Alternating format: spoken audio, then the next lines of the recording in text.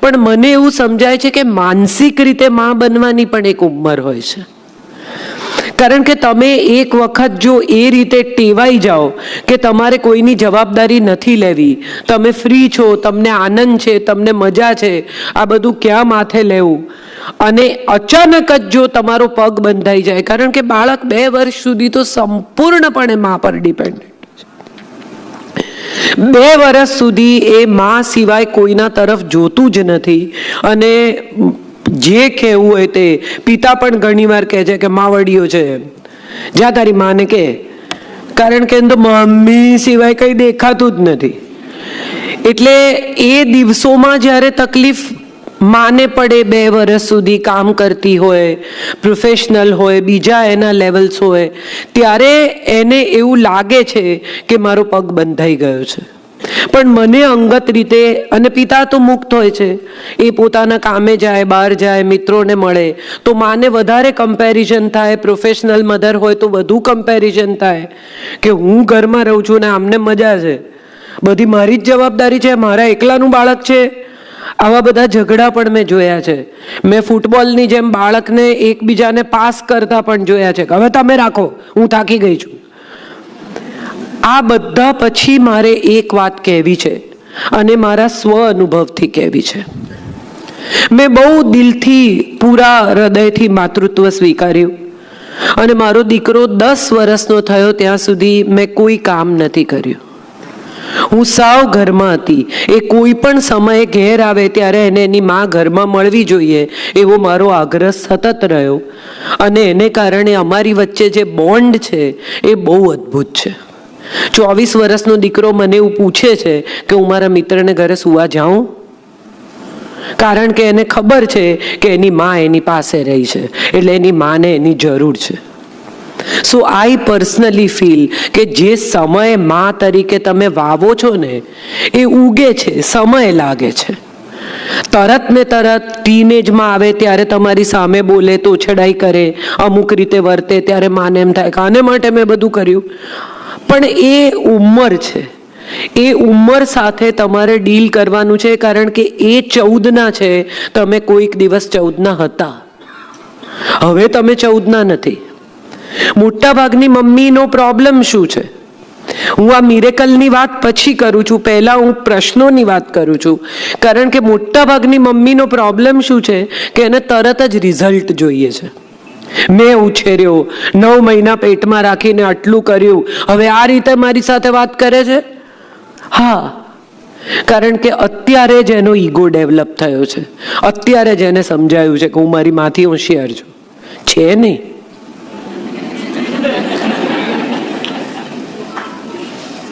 એટલે અહીંથી શરૂ થાય છે મુદ્દો. અને એમાં આ જનરેશન ટેકનોલોજીની જનરેશન છે. મમ્મીઓ બિચારી જરાક ટેકનોલોજીમાં પછાત છે. એટલે મમ્મી ઘડી ઘડી પહેલા ધમકાવે કે તને, હું તારી માં છું કે તું મારી માં છે, દાદાગીરી નહીં કરવાની. પછી 5 મિનિટ રહીને આવે કે આ જરા જો ને ફોનનો કંઈક પ્રોબ્લેમ છે, એટલે એને મજા આવે. ટેકનોલોજીમાં હોશિયાર હોવાથી જિંદગીમાં હોશિયાર નથી થવાતું, એ વાત સમજાતા સમજાતા સમય લાગી જાય છે. અને એટલો સમય માએ ધીરજ રાખવી જ પડે છે. મોટા ભાગની મમ્મીઓ ખોટા સમયે ધીરજ ગુમાવે છે. એક માં હોવું એ કેટલી અદ્ભુત વાત છે ને, એ એક સ્ત્રીને જ સમજાય એવું છે. હું હંમેશા કહું છું કે સ્ત્રીને ઈશ્વરમાં વધારે શ્રદ્ધા કેમ છે? તમે જુઓ, સ્ત્રીઓ વધુ શ્રદ્ધાળુ હોય, એનું કારણ શું?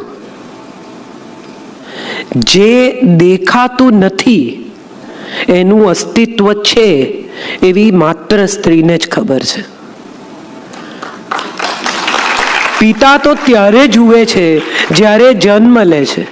માને તો ખબર છે કે દેખાતું નથી પણ અસ્તિત્વ છે, આઈ એમ કેરિંગ ઇટ.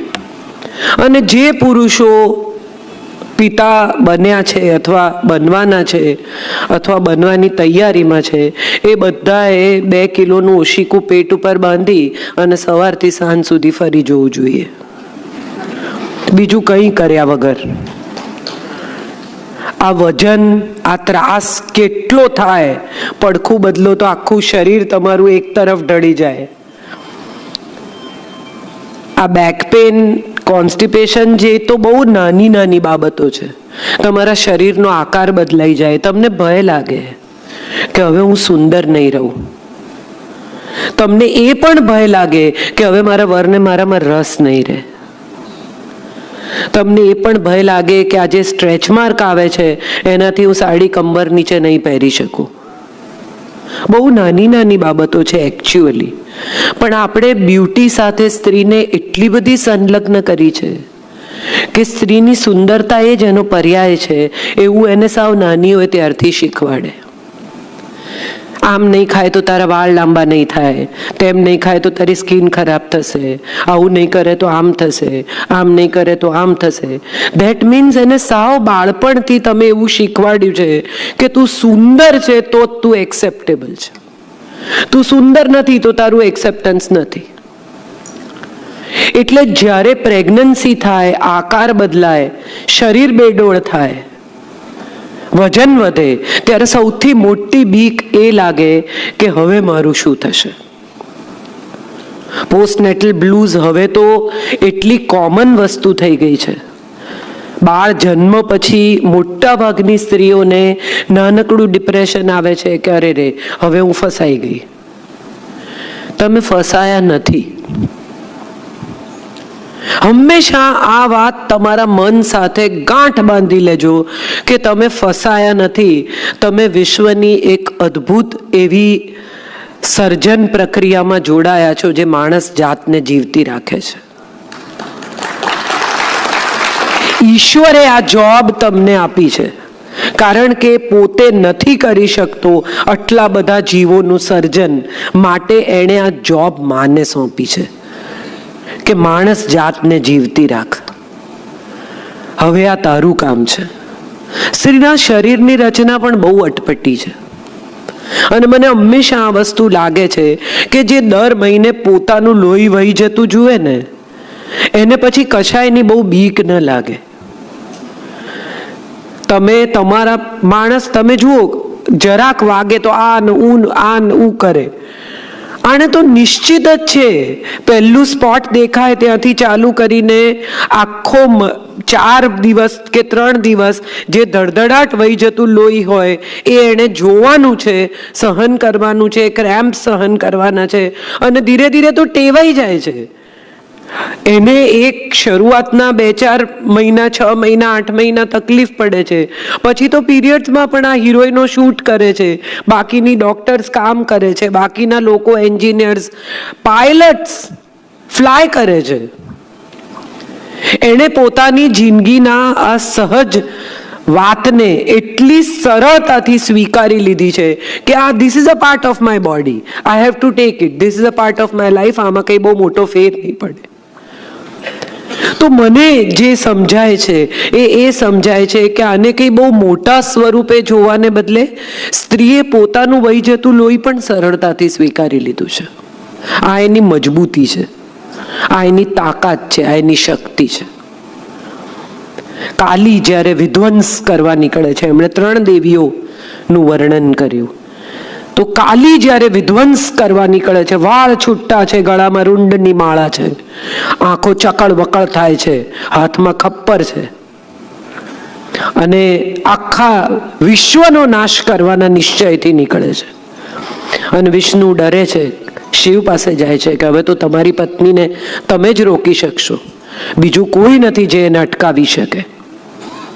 અને ત્યારે શિવ જઈને એના પગ નીચે સૂઈ જાય છે. તમે જો કાલીનું સ્વરૂપ જોયું હોય, એની મૂર્તિ જોઈ હોય તો એના પગ નીચે શિવ દબાયેલા છે. સ્ત્રીનો ક્રોધ જ્યારે મર્યાદા મૂકીને નીકળી જાય ને ત્યારે ભલભલા એના પગમાં સૂઈ જવું પડે, પણ એને ત્યાં સુધી ન લઈ જવી એ આપણા સૌનો પ્રયાસ હોવો જોઈએ. મનુસ્મૃતિમાં એક શ્લોક છે કે તમે જે આપો એનું અનેક ગણું કરીને ગાય, પૃથ્વી, સ્ત્રી અને નદી પાછું આપે છે. આ વાતને તમે વિચારો તો તમને સમજાય કે પૃથ્વીમાં તમે એક દાણો 4 દાણા વાવો, એમાંથી આખું ડુંડું ઉગે. તમે ગાયને ઘાસ ખવડાવો, એમાંથી એ કેટલા લીટર દૂધ આપે. તમે નદીમાં થોડોક વરસાદ પડે, વરસભર તમને જીવન તમારું ટકી જાય એટલું પાણી આપે. અને સ્ત્રીને એમણે કહ્યું એમ એક સ્પર્મ આપો, એમાંથી આખું બાળક બનાવીને આપે. પણ આ નિયમ બંને રીતે લાગુ પડે છે. એને તમે એક આપો, એનું અનેક ગણું કરીને આપે. એનો અર્થ એમ કે સન્માન આપો તો અનેક ગણું કરીને પાછું આપે, પ્રેમ આપો તો અનેક ગણો કરીને પાછું આપે. પણ અપમાન આપો, તિરસ્કાર આપો તો પણ અનેક ગણું કરીને પાછું આપવાનો એનો સ્વભાવ છે. એટલે આ વાતને બહુ સમજીને વિચારીને અમલમાં મુકાવી જોઈએ. બીજી એક વાત બહુ ખુલ્લા દિલે અને ઓપન હાર્ટેડલી તમારા બધા સાથે કરવી છે. મને વિનોદભાઈ હંમેશા કહે છે કે ભાવનગરનું ઓડિયન્સ દુરારાધ્ય છે. એટલે આ દુરારાધ્ય અને ઇન્ટેલેક્ચ્યુઅલ ઓડિયન્સ સાથે મારે એ વાત કરવી છે કે દીકરી અને દીકરા વચ્ચે આજે પણ ફેર છે. ને સૌથી પહેલો ફેર માં કરે છે, પિતા તો પછી કરે છે. પિતાને માટે તો દીકરી વાલનો દરિયો છે.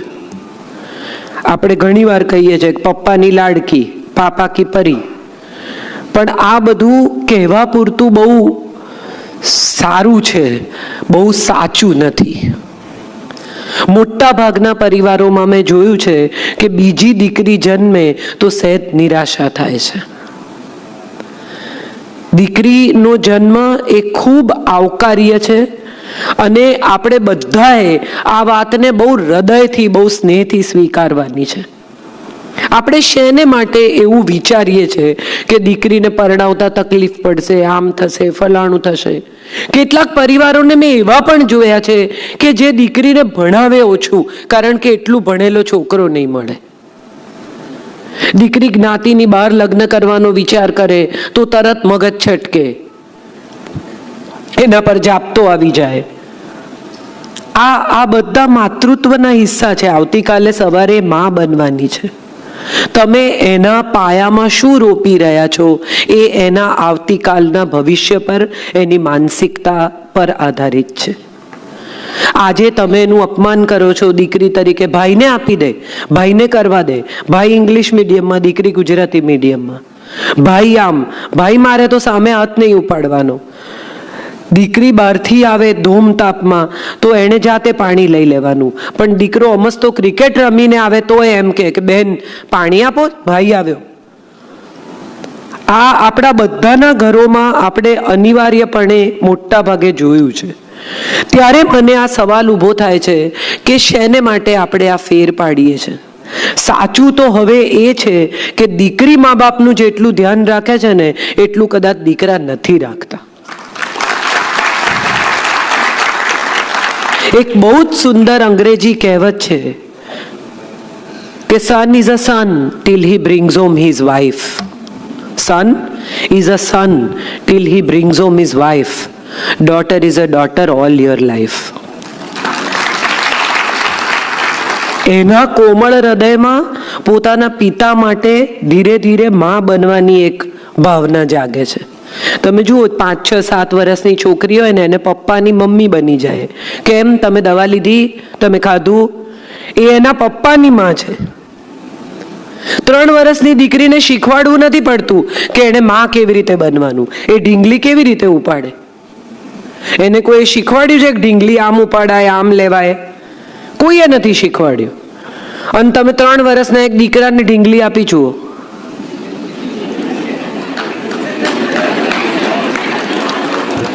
વાળથી ઊંચકે, પહેલા હાથ કાઢે, પછી પગ કાઢે, પછી હાથની જગ્યાએ પગ લગાવે, પગની જગ્યાએ હાથ લગાવે, પછી જુએ કે આ નવી જાતનું પ્રાણી કેવું લાગે છે. કાતર બાતર હાથમાં આવે તો વાળ કાપી નાખે, આંખમાં આંગળી ખોસી જુએ. આમાં કંઈ ખરાબ કે સારું નથી. આ પ્રકૃતિગત છે. આ ઈશ્વરે નિર્માણ કરેલી બેઝિક પ્રકૃતિ છે. એક ટફ છે, એક કોમળ છે. એકની સંવેદનશીલતાની મર્યાદા છે, બીજીની સંવેદનશીલતાની કોઈ મર્યાદા જ નથી. અજાણ્યું છોકરું રસ્તા પર રડતું હોય ને તો એક સ્ત્રી ઊભી રહી જવાની, બેટા શું થયું? સહજ રીતે માં થઈ જાય સ્ત્રી, અજાણી છોકરીની માં થઈ જાય. સાવ ખરેખર જોવા જાવ તો સમજાય કે સ્ત્રીની અંદર માતૃત્વ ભારોભાર છે. એને ક્યાંય માતૃત્વ ગોતવા જવું પડતું નથી. અને પુરુષ પણ ક્યારેક માં બની શકે છે. આ વાત આપણે બધાએ સમજવી રહી કે આજના પિતામાં ક્યાંક માતૃત્વ હવે ઉમેરાયું છે. ડાયપર બદલી શકે છે, બચ્ચું રાખી શકે છે. આજકાલના પિતા તમે જુઓ, નવા જે 2000 મિલેનિયમના પપ્પા છે એ બધા જે રીતે બાળક ઉપાડે, જે રીતે બાળકને વાલ કરે, એમાં ક્યાંક માતૃત્વ ઉમેરાયું છે પુરુષમાં. આ ચમત્કાર માત્ર સ્ત્રી પાસે છે એવું નથી. આ ચમત્કાર આપ્યો છે. આ ચમત્કારને આપણે જગાડ્યો નથી. એક જમાનો હતો જ્યારે પપ્પાને બચ્ચું ઉપાડતા શરમ આવતી હતી. કોઈ પપ્પા, મારા પપ્પાએ મને ઊંચક્યું એવું મને યાદ નથી, કારણ કે એ સમય એવો હતો કે જ્યારે પપ્પા ના ઉપાડે, મમ્મી જ ઉપાડે. હવે બદલાયો છે સમય, હવે પપ્પા જ બાળક ઊંચકે છે.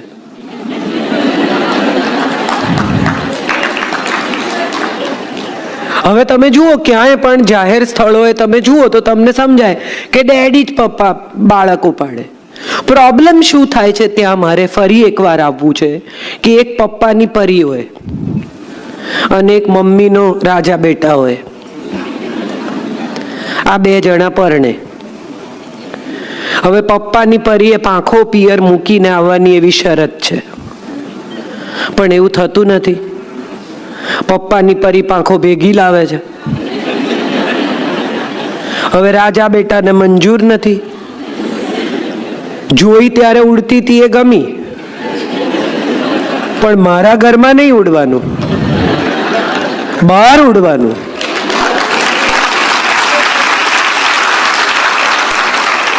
હવે આજે બહાર ઉડવાની વાત છે ને, અહીંથી થાય છે સમસ્યા. બધી જવાબદારી જો એક સરખી હોય તો માતૃત્વના મિરેકલની જવાબદારી પણ બંને જણાએ ઉપાડવી જોઈએ. એક માં જન્મ આપીને પોતાની જવાબદારી પૂરી કરે છે, પણ એ જવાબદારીની સાથે જ્યારે એને પોસ્ટનેટલ બ્લૂઝ આવે, જ્યારે દુઃખી થાય, જ્યારે એને લાગે કે હું બંધાઈ ગઈ છું, જ્યારે એને એમ લાગે કે આ બાળોતી આમાં સૂસુ પીપી છીછીને આ દૂધમાં મારા શરીરમાંથી ગંધ આવે છે, મને ગમતું નથી, મને આખું અજીબ જેવી ફિલિંગ આવે છે, એ બધી વખતે એક પિતાએ આ મિરેકલને માત્ર વિટનેસ નથી કરવાનું, એનો હિસ્સો બનવાનું છે. પત્નીને કહેવાનું છે કે તું હવે વધારે સુંદર લાગે છે. એને મોટિવેટ કરવાની છે. એને એવું સમજાવવાનું છે કે આ તો બધું થોડા વખતમાં વજન ઉતરી જશે. I am sure you are very very enthusiastic and you lose weight, you look good again. આ વાત જ્યાં સુધી એક પતિ તરફથી નથી મળતી ને ત્યાં સુધી બીજું કોઈ પણ કે સ્ત્રીને આત્મવિશ્વાસ નથી આવતો. તૈયાર થઈને પતિ પત્ની બહાર જતા હોય ને અને પતિ મોબાઈલમાં હોય આમ, અને પત્ની કહે હું કેવી લાગુ છું? સારી લાગે છે. પછી ક્યાંક પાર્ટીમાં કે સમારંભમાં કે જ્યાં પણ પહોંચે ત્યાં કોક કહે કે તમે બહુ સરસ લાગો છો, ત્યારે પતિને એમ થાય કે આપણી બસ ગઈ, આપણે ઘેર કહેવાનું હતું. બહુ જ મજાની વાત એ છે કે બધું કર્યા પછી, તમામ લોકોના વખાણ પછી, તમામ લોકોના એપ્રિસિએશન પછી પેલું એક સર્ટિફિકેટ સ્ત્રી માટે બહુ જ મહત્વનું હોય છે. એકવાર એક પતિ એમ કહી દે ને કે તું જરાય જાડી નથી થઈ, બહુ સરસ લાગે છે, એને ખબર હોય અરીસામાં જોઈને પણ કે હું જાડી થઈ છું, તોય પેલું સર્ટિફિકેટ એને માટે બહુ અગત્યનું છે. અને સર્ટિફિકેટ આપવામાં સામાન્ય રીતે પતિ અચકાવવું ન જોઈએ, કારણ કે એક અન્નપૂર્ણા છે, એક મંત્રી છે, એક માં છે, એક જવાબદાર વ્યક્તિ છે એના જીવનમાં, જેણે એના પરિવારને સાચવ્યો છે, એના સંતાનોને સાચવ્યા છે. અને સાચવતા સાચવતા એનું શરીર જો થોડું ઘસાયું કે થોડી જુદી દેખાય છે કે હવે એટલી સુંદર નથી રહી, તો એની અંદરની ભીતરની સુંદરતા જગાડવાનું અને એને સતત એવું રિયલાઇઝ કરાવવાનું કામ એના જીવનસાથીનું છે. આપણે બધા આમાં ક્યાંક ઓછા પડી જઈએ છીએ. આપણને બધાને એવું લાગે છે કે ઠીક છે, હવે બધું એને ખબર જ છે ને. મને બહુ ગમે છે વિદેશમાં આ થેન્ક્સ ગિવિંગનો એક રિવાજ છે. દર વર્ષે એકવાર થેન્ક્સ ગિવિંગનો વીક આવે. તમારે માટે જેણે કોઈએ કંઈ પણ કર્યું હોય, તમારા માતા પિતાથી શરૂ કરીને, તમારા પરિવારથી શરૂ કરીને, તમારા મિત્રો, બોસ, જે તમને એમ લાગતું હોય કે એણે તમારા જીવનમાં કંઈક કોન્ટ્રીબ્યુટ કર્યું છે, એને તમે થેન્ક યુ કહો છો, એનો તમે આભાર માનો છો, નાનકડી ભેટ આપો છો. આ થેન્ક્સ ગિવિંગ આપણા દેશમાં પણ થવું જોઈએ. આપણે બધા થેન્કલેસ લોકો છીએ.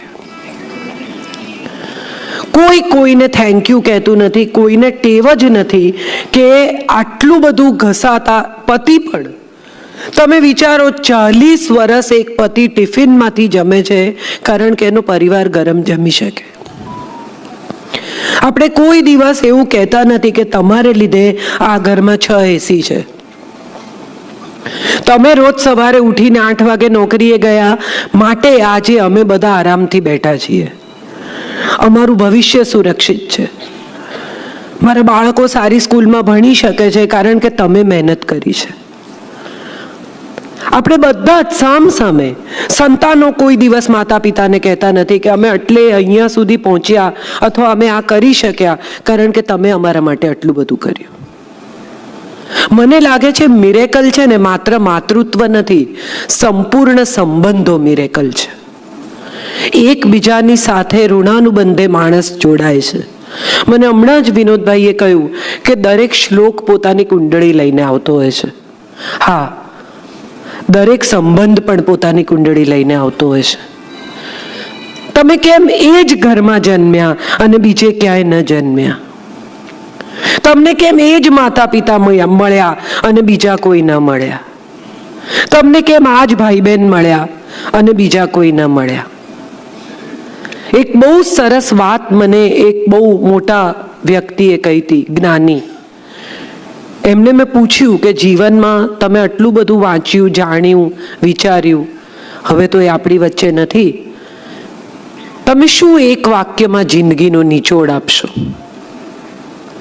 અને ત્યારે એમણે મને કહેલું કે મળેલા જ મળે છે. આ વાત જો તમને સમજાય તો રાજેશ વ્યાસનો એક આખો કવિતા સંગ્રહ છે જેનું ટાઇટલ છે આ મળેલા જ મળે છે. તમને એ જ લોકો મળે છે જે તમને ક્યાંક મળવાના છે, ક્યાંક મળ્યા છે. એક માના મુખમાં એક બાળક જ્યારે સ્પર્મ ફર્ટાઇલ થઈ અને એમ્બ્રિયો બને છે ત્યારે એ નિશ્ચિત છે એનું ભવિષ્ય કે જન્મ લેશે કે નહીં લે. જન્મ લેશે તો કેટલું જીવશે. મારે એક બહુ અંધશ્રદ્ધા કહી શકાય અથવા જ્યોતિષનો ચમત્કાર કહી શકાય એવો પ્રસંગ તમારી સાથે શેર કરવો છે. મારો દીકરો 1.5 વર્ષનો 3જે માળેથી પડીને ગુજરી ગયો.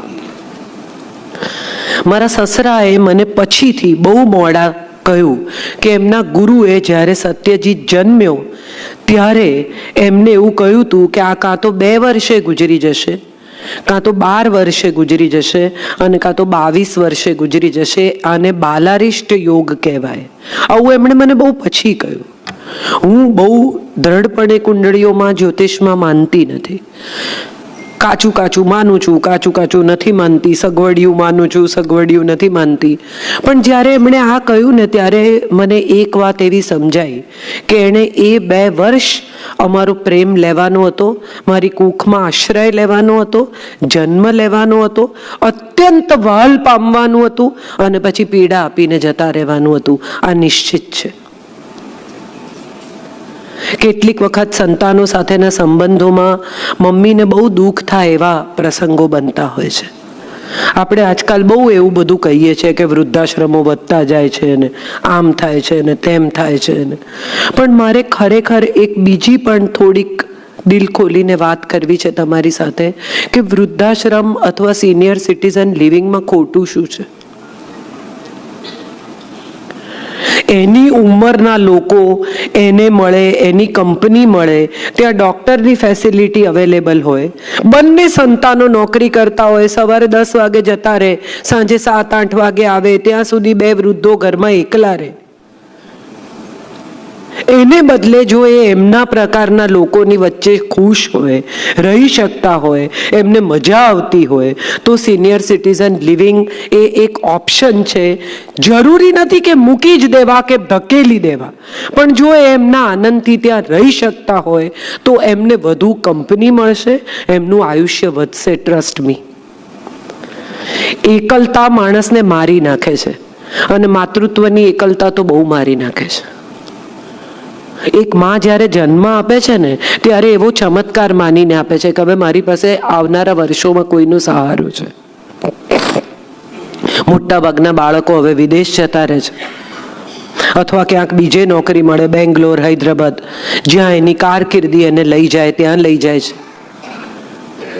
એ પછી 2 વૃદ્ધો અહીંયા એકલા રહે છે. સશક્ત હોય, કામ કરી શકતા હોય, પોતાનું સંભાળી શકતા હોય ત્યાં સુધી તો બરાબર છે. પછી શું? સંતાન કામ છોડીને આવી જાય, એની કારકિર્દી છોડી દે, એ એક ઓપ્શન છે. તો ઓપ્શન શું છે? માતૃત્વ એ મિરેકલ ચોક્કસ છે, પણ માતૃત્વ એ ઇન્વેસ્ટમેન્ટ નથી. આપણે બધા એવું સમજવું પડશે કે આમાંથી આપણે ડિવિડન્ડ મેળવવાની આશા છોડી દેજો. મોટા ભાગના મા બાપ એવું માનીને ચાલે છે કે આમાંથી મને ડિવિડન્ડ મળશે, બોનસ શેર મળશે, આમાંથી દર વર્ષે મને અમુક પ્રકારનું રિટર્ન આવશે. ના, તમે તમારી ફરજ પૂરી કરી, તમે તમારા આનંદથી ફરજ પૂરી કરી. હવે એ ચમત્કારને ઈશ્વરના ભરોસે છોડી દો. તમે બહુ અદ્ભુત કામ કર્યું.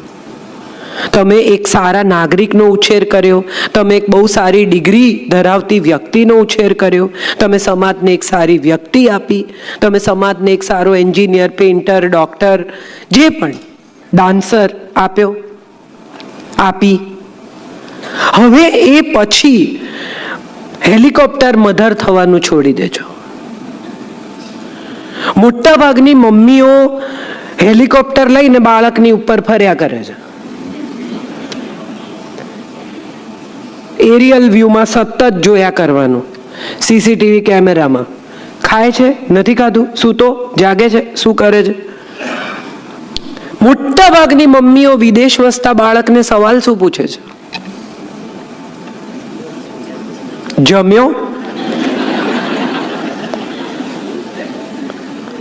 શું જમ્યો? હવે આ જમ્યો છે ને એ બહુ વિચિત્ર પ્રશ્ન છે. હમણાં બાળકો પાસે એક સરસ જવાબ છે, આઈલ ફિગર આઉટ. ઘરમાં ફલાણું બનાવ, હું કરી લઈશ મારું, તું રહેવા દે. હવે આ તું રહેવા દેમાં માને આઘાત લાગી જાય છે કે હવે મારી જરૂર નથી રહી, હવે જાતે બધું કરી લે છે. સતત તમારા ઉપર આધારિત હોવી જોઈએ. હવે પોતાની મેળે બધું કરી લે છે તો મારી જરૂરિયાત પૂરી થઈ ગઈ. ઓન ધ કોન્ટ્રી, મારે દરેક માને એમ કહેવું છે કે ચમત્કાર છે ને એક ક્ષણ 2 ક્ષણનો હોય, પૂરો થયો. સતત પેલી લાઈટો થયા જ કરે ને વીજળી ગગડ્યા જ કરે ને ઈશ્વર પ્રગટ્યા જ કરે એવું નહીં થાય. એ 2 ક્ષણના ચમત્કાર પછી એનો આનંદ માણી અને એને મુક્ત કરો અને એને એની રીતે ઉછેરવા દો. આજકાલની મમ્મીઓ તો વોચ મધર છે. 12 વાગે જ્યુસ, 1:30 વાગે કેળું, 3 વાગે ખીચડી, 5 વાગે સ્નેક, 7 વાગે દૂધ. અને આ બધું ન ખાય તો ડૉક્ટર પાસે જતી રહે. પેટ આવડું, જગ્યા કેટલી, અને ઠૂસ ઠૂસ ઠૂસ, અને પછી કે વજન વધી ગયું છે.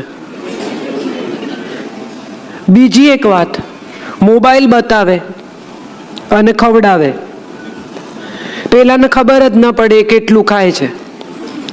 મારો એક દોસ્ત છે, જોઈન્ટ ફેમિલીમાં રહે છે. એનો દીકરો છે, એટલે 2 કાકા, 2 કાકીઓ, એના 2 દીકરા, આનો એક ભાઈ, એની ભાભીઓ, આવું બધું આખું પરિવાર છે. એટલે કોક અબીરને ઉપાડે ને જમાડી દે. થોડી વાર રહીને કોક બીજું ઉપાડે. એને એમ કે અબીર જમ્યો નથી. હવે અબીર ના પાડે જમવાની તો અબીરને માર પડે. ત્યાં કોક જતું આવતું હોય કે ભાઈ મેં જમાડ્યો છે, મારો નહીં. અબીર એવું શીખી ગયો કે કોઈ બી ખવડાવે મોઢું ખોલી જ નાખવાનું. માર ખાઓ એના કરતા ખાઈ લેવું.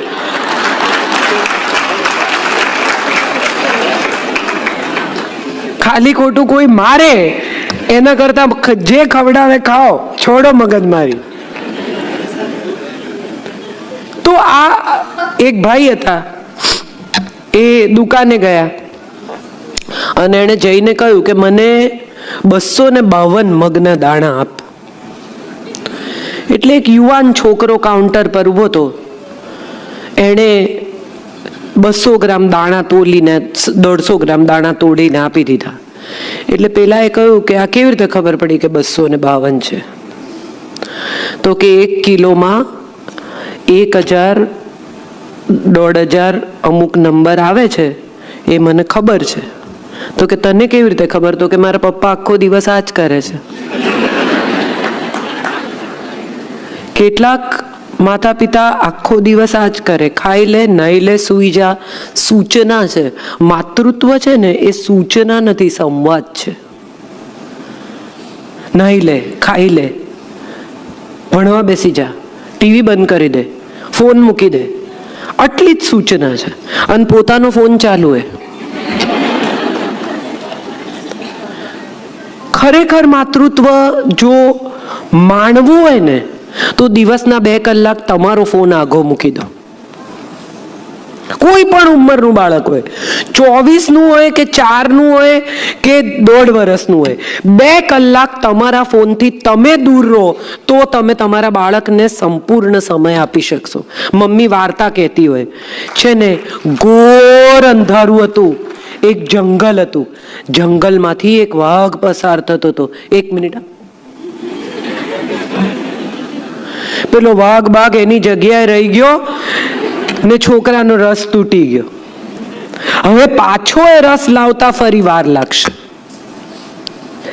આ ચમત્કાર જો ખરેખર તમારે માણવો હોય ને તો એ ચમત્કારમાં રસ લો. મંદિર જાઓ છો તો કેવા આંખો મીચીને ચમત્કારમાં તમે બિલકુલ અંદર જતા રહો છો, ભીતર ઘૂસી જાઓ છો. માતૃત્વ પણ છે ને એક મંદિર છે. આંખો મીચીને સંપૂર્ણ રસથી, સંપૂર્ણ શ્રદ્ધાથી માણો. કારણ કે ફરી નહીં આવે. પહેલો દાંત ફરી નહીં આવે, પહેલું ડગલું ફરી નહીં આવે, પહેલો શબ્દ ફરી નહીં આવે. અને આ બધું હવે તો વિડીયો રેકોર્ડ કરે છે. આવશે એમાં શું, જોઈ લઈશું ને વિડીયો પર. બાળકને વિડીયો આપીને, રાઇમ્સ આપીને ખવડાવવાનો પ્રયત્ન કરે. એ જોતા જોતા ખાય, ઓકે, નો પ્રોબ્લેમ. પછી મોટું થાય અને ડાઇનિંગ ટેબલ પર ફોન લઈને બેસે એટલે મમ્મીનું પહેલું શું હોય? બોલો બોલો. ફોન મૂકી દે. પણ એ ક્યાંથી મૂકે? એને તો ફોન જોતા જોતા જ ખાવાની ટેવ તમે જ પાડી છે. અમસ્તા એમ કે ટીવી બંધ કર, ટીવી બંધ કર. અને બેનપણી આવે ને વાતો કરવી હોય તો કે જા કાર્ટૂન જો.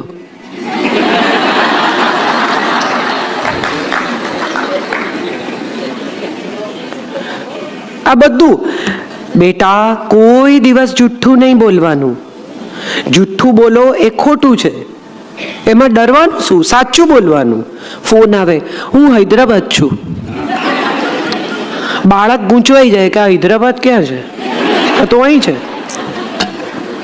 આપણે શેને માટે આ કરીએ છીએ એ સવાલ મારે તમને પૂછવો છે. જો માતૃત્વનો ચમત્કાર, માતૃત્વનું મિરેકલ માણવું હોય ને, તો સંપૂર્ણપણે તમારી જાતને પહેલી માં બનાવો. 100% mother. And that 100% mother includes everyone around. તમારા ફાધર ઇન લો, તમારા મધર ઇન લો, તમારું બાળક. ઋગ્વેદનો એક શ્લોક એમ કહે છે કે તને 10 પુત્રો થાઓ અને તારો પતિ તારો 11મો પુત્ર બની રહો. તમારા પતિ પણ મોટું થઈ ગયેલું બાળક છે જેને સાચવી નથી શકતા, એટલે સાસુએ સોંપ્યું છે. આ તમને એટલા માટે સોંપવામાં આવ્યું છે કે હવે તમે એનો આગળ ઉપર ઉછેર કરો. મારા મોજા ક્યાં છે? મારી વસ્તુઓ ક્યાં છે? આ ફાઇલ અહીંથી કોણે હટાવી? કોણ આમ કરે છે? મારી ચોપડીઓને નહીં અડવાનું. આવું આપણે કેટલી વાર સાંભળ્યું છે. અને આ જ ભાષા આપણું બાળક પણ બોલે છે. પત્ની બહારગામ જવાની હોય તો કેટલું સ્ટ્રેસ થઈ જાય ઘરમાં. તમે વિચારી જુઓ. ગીઝર બંધ કરજો, દૂધ ટાઈમસર લેજો, બાઈ આવે તો બારણું ખોલજો, નાસ્તા ફ્રીજમાં મૂક્યા છે ને અમુક વસ્તુઓ અહીંયા છે ને ચાદરો બદલજો, શર્ટ ગમે તેમ લટકાવતા નહીં, કેટલી સૂચના. અને પતિ બહારગામ જવાના હોય તો એ હજી તો ગયા ન હોય કે 2 દિવસ નથી, હું ફ્રી જ છું. અર્થ એ છે કે સ્ત્રી સૌની માં જ છે. પતિની પણ, સસરાની પણ, માતા પિતાની પણ માં છે. એને કોઈ એક જન્મદાત્રી માતા નથી. 8 પ્રકારની માં વેદોમાં કહી છે. જન્મ આપનારી, ધારણ કરનારી, ઉછેરનારી. યશોદાને માં નહીં કહીએ આપણે? એને જન્મ નથી આપ્યો તો આપણે યશોદા નંદન કહીએ છીએ. કેમ કહીએ છીએ? કારણ કે એને ઉછેર કર્યો છે. 8 પ્રકારની માતાઓનો ઉલ્લેખ છે.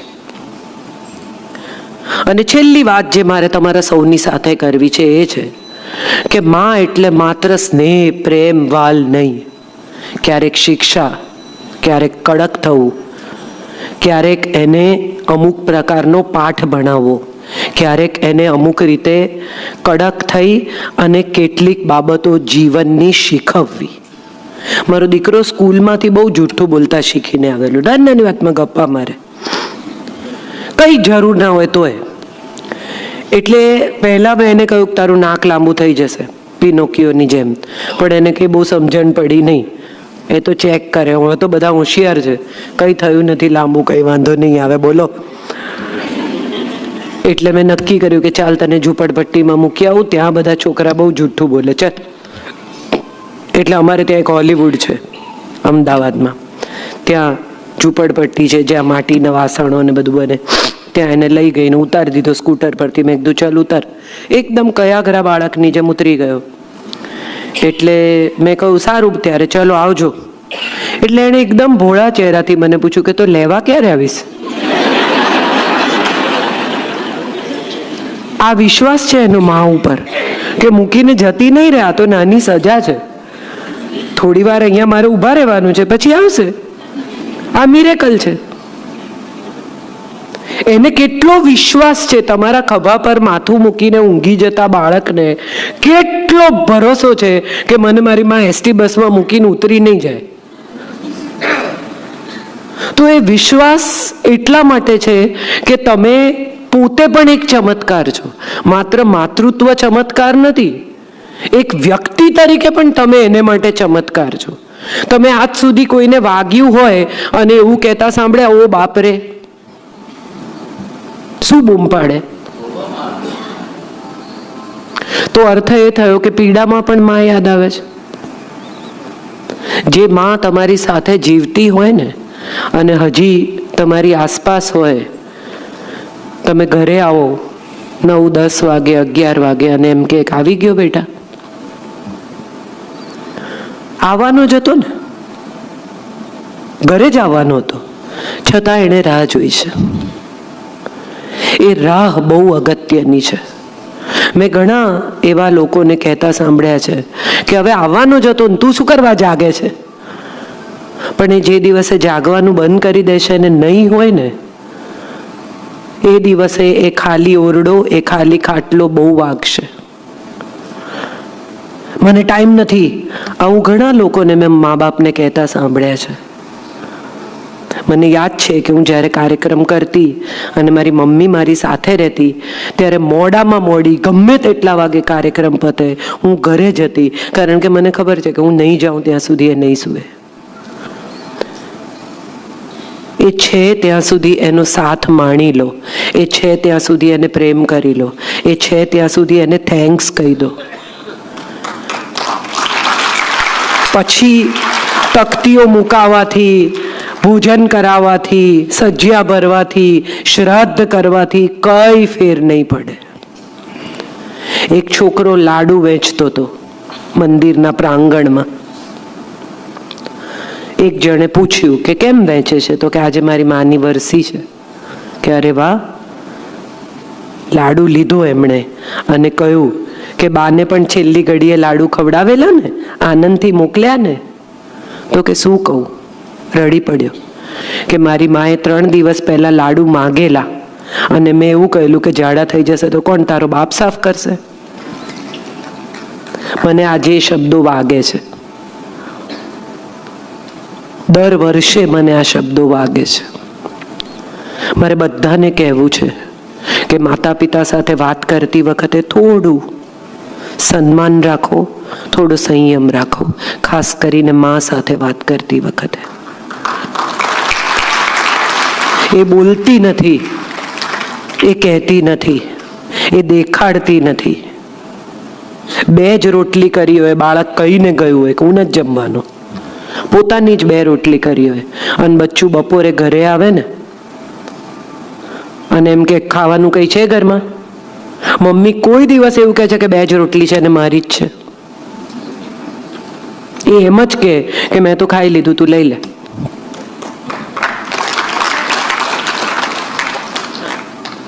બીજી બધી વાત આપણે સમજી શકીએ છીએ, પણ માં જે સમય આપે છે, ત્યાગ કરે છે, સ્નેહ કરે છે, નાની નાની વાતમાં કેટલી બધી કાળજી કરે છે. કંઈ નહીં તો એ પણ વિચાર કરો કે તમે જ્યારે બોલી નહોતા શકતા ને ત્યારે તમારી ભાષા સમજતી હતી. પપ્પા પૂછે કે શું કહે છે? એ તોતડું બોલતું હોય, એ કરીને કહેતું હોય, માને સમજાય કે શું કહે છે. હવે તમે બોલતા થયા, ચોખ્ખું બોલતા થયા, ત્યારે તમને લાગે છે કે માં તમારી વાત નથી સમજતી. હું એવા કેટલા, મમ્મી તો કંઈ સમજતી જ નથી. અરે મમ્મી તો ત્યારે સમજતી હતી જ્યારે તમે બોલી પણ નહોતા શકતા. મમ્મીની સમજણ વિશે તો ચર્ચા જ નહીં કરતા. મમ્મી જૂનવાણી છે, હા છે. કેટલી બધી મમ્મીઓને મેં જોઈ છે કે જે એમ કે આવા કપડાં નહીં પહેરવાના, આવું નહીં કરવાનું, આટલા વાગે બહાર નહીં જવાનું. ત્યારે છોકરીઓને લાગે છે કે જમાનો બદલાઈ ગયો છે, તને કંઈ સમજણ નથી પડતી, તું સાવ જૂનવાણી છે, તું તારા ટાઈમમાં જીવે છે. ના, એ મમ્મીને કાળજી છે, એ મમ્મીને ચિંતા છે, એ મમ્મીને ખબર છે કે મારી દીકરી તો ડાઈ છે પણ જમાનો ખરાબ છે. અને મારે બધાને કહેવું છે કે તમે પણ તમારી દીકરીમાં વિશ્વાસ કરો, તમારા સંસ્કારમાં ભરોસો કરો. 18 અધ્યાય કયા પછી કૃષ્ણ એક જ વાક્ય કહે છે, યથેચ્છસી તથા કુરુ. મેં શીખવાડી દીધું, મેં ઉછેરી દીધી, મેં બધું આપી દીધું. તને જે સમજાવી શકાય, good touch, bad touch, good eyes, bad eyes, good people, bad people, સારું ખરાબ, મેં તને બધું સમજાવી દીધું. હવે નિર્ણય તારો છે, એને કરવા દો, એને ભૂલ કરવા દો. જે બાળક ભૂલ જ નહીં કરે ને એ જિંદગીમાં કંઈ નહીં શીખે. એ જ પડે જે ચડે.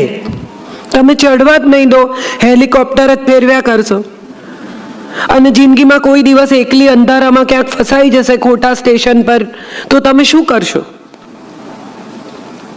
મારું એક પુસ્તક છે વાલી આસ્થા, જે પિતાના પત્રો છે દીકરીને.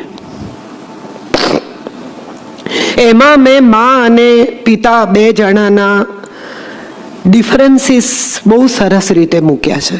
જો કોઈને સમય મળે ક્યારેક તો જરૂર નજર ફેરવજો. પિતા છે ને એ, આમ હું એવું કહું છું, from devil's land and dad is from Disneyland. ના પાડવાની બધી જવાબદારી માના માથે હોય. આમ નહીં કરવાનું, આમ નહીં ખાવાનું, આમ નહીં કરવાનું, આમ કરવાનું, આમ કર. ડેડી આવે 4-6 કલાક માટે, અને ડેડી બધું ફુગ્ગા લઈને સાંટાની જેમ આવે. જોઈએ છે, વેરી ગુડ, ચાલ અપાવી દઉં. કરવું છે, ચાલ વેરી ગુડ અપાવી દઉં. ડેડી બહુ જ વાલા લાગે. હું તો પપ્પાની દીકરી, મમ્મીની નહીં. કરેક્ટ, આઈ અગ્રી. પણ ખરેખર જ્યારે તકલીફ પડે ને ત્યારે મમ્મી જે રીતે છાતીએ ચાપે ને એ રીતે પપ્પા ક્યારેય ચાપી શકે નહીં, કારણ કે માં એના આંસુ બરાબર સમજે છે.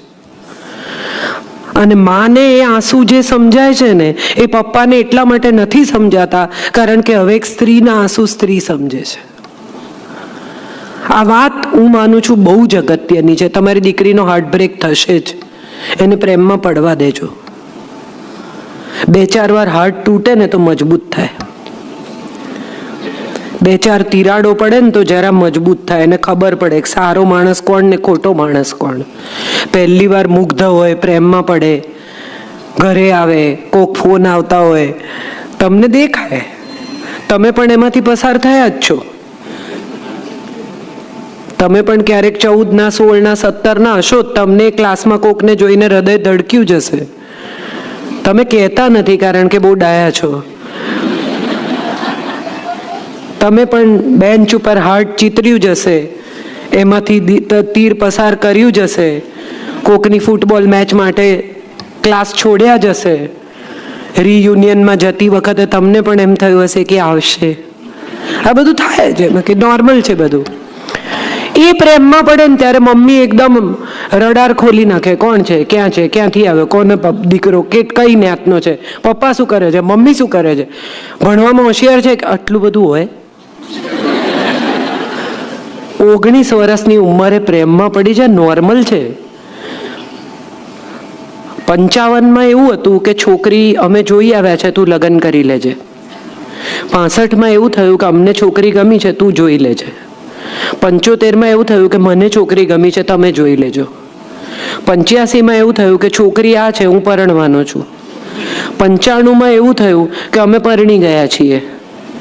2005માં એવું થયું કે અમે લિવ ઇન રહીએ છીએ. અને 2015માં એવું થયું કે લિવ ઇન પણ રહીએ છીએ કે નહીં, વી આર નોટ શ્યોર. અને 2025માં એવું થશે કે છોકરી તો છે ને.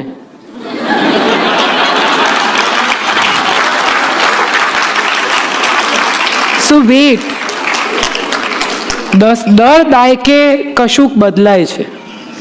અને દર દાયકે અપગ્રેડ થતા ટેલિફોનની જેમ તમારા સેલફોન જેમ દર વર્ષે બદલાય છે ને, એમ દર વર્ષે નવી જન્મ લેતી જનરેશન જુદી છે. મમ્મીઓ બધી એવું માને કે હું જેમ ઉછેરું એમ ઉછરે, પણ એવું નહીં થાય. એ જો સાચું બોલે એવું તમે ઈચ્છતા હો ને, તો એના સત્યને સ્વીકારવાની ને પચાવવાની તૈયારી રાખજો.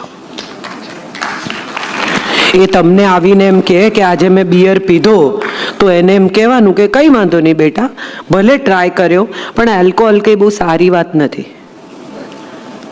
હું એક કંપનીમાં કામ કરતી હતી, ત્યાં મને મારા બોસ હતા, કેગ એવોર્ડ પહેલી વાર મને મળ્યો મારી કોપી રાઇટિંગ માટે. અમે ગોવા જવાના, મારે એવોર્ડ લેવાનો. ત્યારે મારા બોસે મને કહેલું કે બહુ ફ્લોઈંગ બૂઝ હશે ત્યાં, તે જિંદગીમાં નહીં જોયો એ એવા પ્રકારનો દારૂ હશે, but you enjoy your alcohol, not let others enjoy your alcohol. I think આ શિક્ષણ બહુ અગત્યનું છે. આજના સમયમાં તમે શેનાથી બચાવી શકો છો એના કરતાં તમે શેના પર અવેર કરી શકો છો ને, એ માતૃત્વ પર ધ્યાન આપજો. એના દરવાજા બંધ નહીં કરતા. એના દરવાજા ખોલજો, પણ એની પેલી તરફ શું છે ને એને કહી દેજો. આ બહુ અગત્યનું છે. છેલ્લી અને અંતિમ વાત, સાસુ હોવું ને પણ માતૃત્વ જ છે. આપણે બધા સાસુત્વમાં છીએ. બીજાના ઘરેથી દીકરી આપણા ઘરે આવે છે ને તો એના ઘરની માટી લઈને આવે છે. કોઈ છોડ બીજા કુંડામાં રોપવું હોય ને તો એની આજુબાજુની માટી કાઢવી પડે. એમને આમ મૂળ ઝટકીને વાવો તો ન ઉગે.